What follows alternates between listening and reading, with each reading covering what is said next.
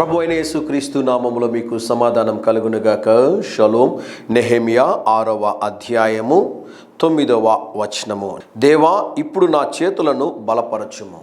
Nehemiah జీవితము very challenging life అండి. జాగ్రత్తగా గమనించండి ప్రియులారా.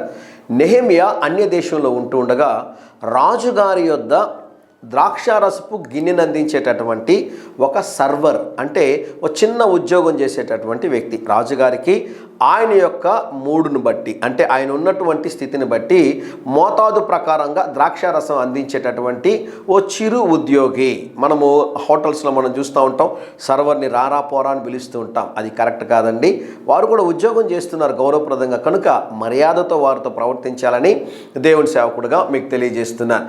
అయితే నెహెమియాలో ఉన్న గొప్పతనం ఏంటి అంటే, ఇజ్రాయెల్ దేశంలో దావీదు అనే రాజు స్థలాన్ని, సంపదని సంపాదించి పెడితే తన కుమారుడైనటువంటి రాజు అయినటువంటి సొలొమోను మందిరాన్ని కట్టాడు. అయితే రాజులు కట్టినటువంటి ఆ మందిరాన్ని, ఆ ప్రాకారాల్ని తిరిగి కట్టడానికి దేవుడు ఉపయోగించుకున్నటువంటి గొప్ప సాధనం ఎవరు అంటే నెహెమియా. దేవుని నామానికి స్తోత్రం కలుగునుగాక.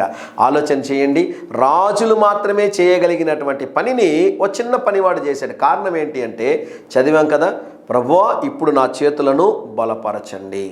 విలియం కేరీ భారతదేశానికి వచ్చినప్పుడు ఎన్నో సమస్యలు, ఎన్నో ఇబ్బందులు, ఎంతో కష్టపడి చాలా భారముతో దేవుని యొక్క సేవని కొనసాగించాడు.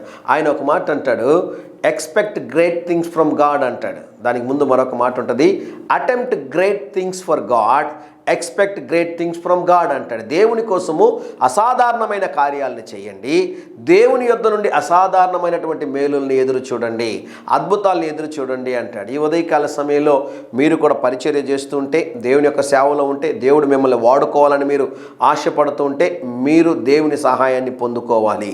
ప్రభువా, నా బలహీనమైన కరములను బలపరచండి అంటే, మీ చేతిని దేవుడు బలపరిచి మిమ్మల్ని అనేకులకి ఆశీర్వాదకరంగా ఉండినట్లుగా దేవుడు చేయగలడు అని ఉదయకాల సమయంలో మీకు తెలియజేస్తా ఉన్నాను. ధైర్యంగా ఈ దినాన్ని ఎదుర్కోండి.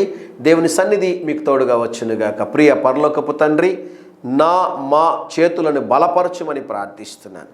మమ్మల్ని కూడా ఇతరులకు ఆశీర్వాదకరంగా ఉంచుమని, నెహెమియా వలె మమ్మల్ని కూడా వాడుకోమని యేసు నామములో ప్రార్థిస్తున్నాము తండ్రి. Amen, amen.